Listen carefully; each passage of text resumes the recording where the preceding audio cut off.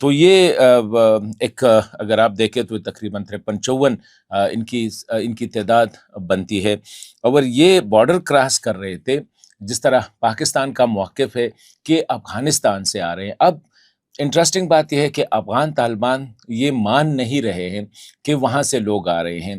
تو اتنی مطلب ہے کہ دن داڑے جسے کہتے ہیں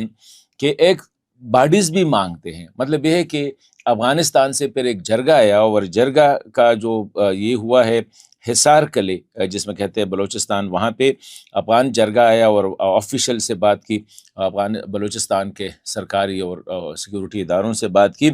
اور 53 باڈیز جو ہے وہ اپنے ساتھ واپس لے گئے۔ اب افغان طالبان اس کو کیسے ڈینائی کریں گے؟ مطلب یہ ہے کہ یہ لوگ مرے بھی ہے بارڈر کے ساتھ، وہی شوپ میں، وہی جو سمبازا کا علاقہ ہے، وہاں پہ یہ